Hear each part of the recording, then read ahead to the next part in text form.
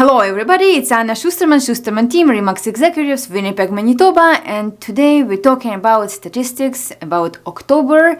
We are in fall, and now we're talking about the market in real estate, what's going on.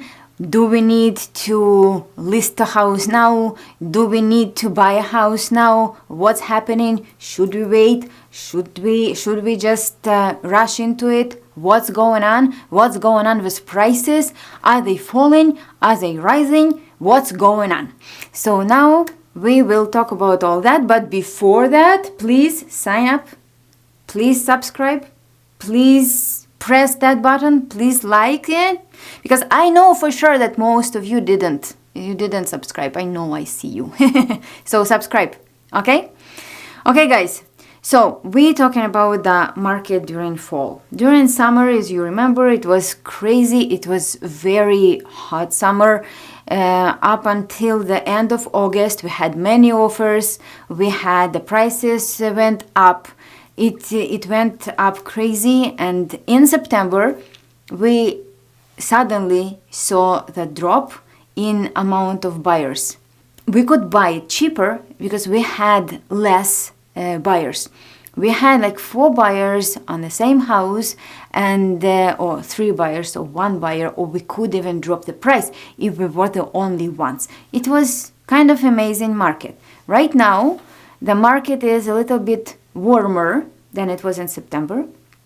We have more buyers, not crazy amount, thank God. For buyers, it's still okay. We still can buy for less competition. Less competition, the lower you need to offer. That's the most important thing, right? How much you can offer. And when you don't have to offer 100,000 over the listing price, that's the main idea, right? Because if the house was listed for 300, now you don't need to bid 400. You can buy it for 320, for example.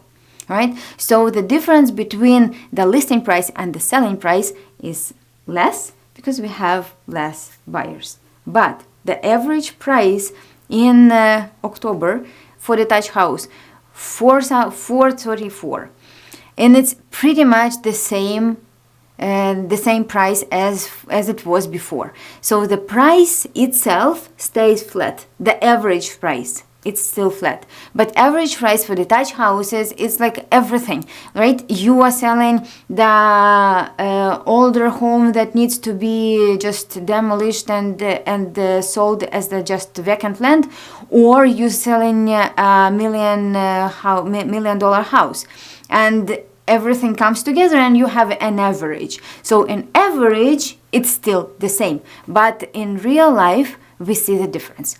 In real life, we see that the houses that go into the market, 75% of them are selling. They sell in the same week, not even the same month, the same week. And they selling pretty much the same price as they've been listed at. About half of them sold for the same price as they were listed. It means that you have a balanced market. You have one seller and one buyer. They came together, they made a deal, and that's a price that they came up with. Awesome. Half of them still selling higher than listing price. And sometimes it's crazy. Sometimes it's even up to $90,000. It is crazy, I know. But in most cases, it's about $5,000, $10,000, maybe $20,000. It's most cases. So when you go into the market as a buyer and you see the house that you like, most likely you don't need to offer as much. You don't need to offer $50,000, $60,000, $90,000 over listing price. And it's perfect for you, right? So for you to know as a buyer, guys, we'll talk about the buyers and we'll talk about the sellers, what exactly you need to do. So let's start with the buyers. So for the buyers, guys, how do you know how much to offer, right? Because you know that here's the listing price, that's what they offered. The offers will be on next Tuesday, for example. And you need to know how much to offer. Honestly, at this point, I have no idea.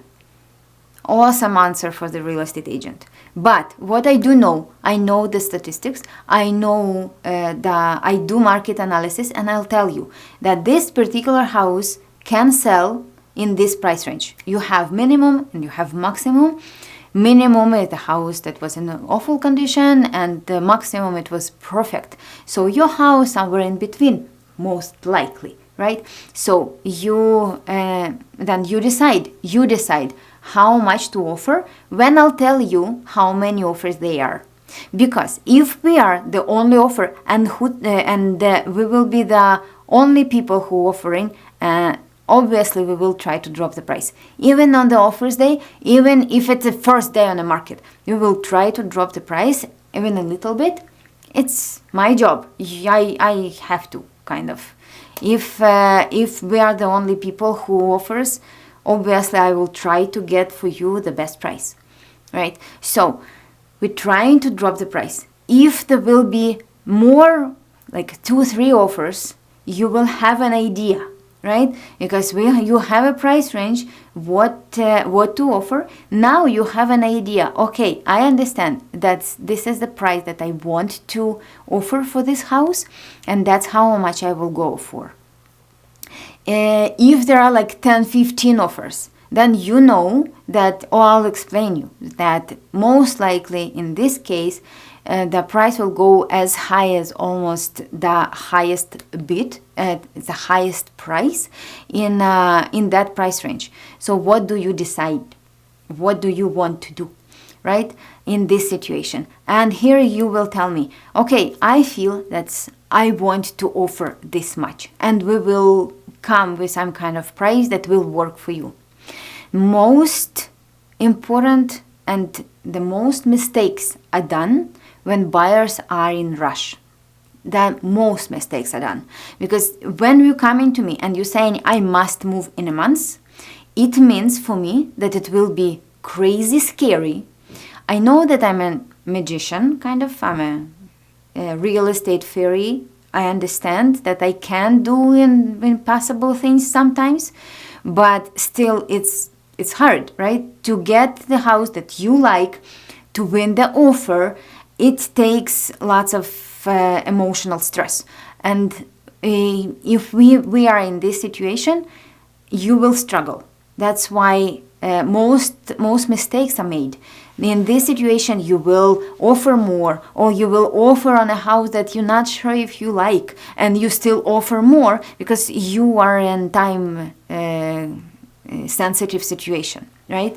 In the best case scenario, you need to come to me about at least 3 to 4 months before you need to move. Then we have enough time to search, and if the house won't work or the price will be too high, we will lose that offer, we will go for another one, and it will be okay because we will find another house. That's fine. As long as you are not in rush, you won't make that much of mistakes. You won't make mistakes, okay? So you need to have enough time. If you plan to buy your home within next 6 months, you already was supposed to talk to me by now, okay? So if you didn't, text me and we will figure out how to do it and what to do and all the situations, and I'll explain the whole process, and I'll send you to mortgage broker if you don't have one, or you can go to the bank and we will go through the process. Start it as soon as possible, at least 4 months. Better 6 months before you need to move, okay? This way you will protect yourself. For sellers, the situation is very different. Sellers, you are in a tough choice because here we need to figure out what kind of strategy you need to choose. Because from the strategy that you choose depends how much money you will actually get and how fast. Because if you choose the wrong strategy, you can lose lots of money. To know what strategy you need to choose, and we are choosing it together, and I'm explaining you what's happening and what, in my opinion, is the best thing to do. What we're doing, we are doing a market analysis. I'm doing a market analysis for you, and I'm telling you that, look, in this market, with your home in your area, it's perfect to use this kind of strategy. And I'm explaining you exactly what kind of strategy we're using for selling the home, preparing the home, for marketing the home. Selling, I mean the strategy where you want to receive the offers. Do you want to receive the offers on the first day as soon as per person likes the house, or we going for a bidding wars? And I'm explaining the difference, and I'm explaining the situation, what you need to expect in that situation, in every situation like that. And there we're choosing, and every house is different. Every house is unique, and we need to treat it as such. That's why we need to go through everything and figure out what will be the best for you, so you will be able to get the more money for less time on the market, right? One thing is the market analysis. Second thing is to prepare the house for sale. And prepare a house for sale, in most cases, you don't need much. And I will help you with that. I have all the tools available, and I have everything for you that you might need, from garbage removal and cleaning, and maybe even some touch-ups to the staging. And in your case, you lucky, because my company, we have a staging, and staging is included in a commission that you're gonna pay me in the end when you sell the house. You don't have any extra. Most sellers, they pay extra for staging. They pay additional $2,000-$3,000 for staging from the third party. In your case, you don't need it. You already have it, and it's already inside my commission. You don't need anything else. You don't need to spend extra $2,000-$3,000. I'm saving you money here, okay? And our goal is to make your home irresistible.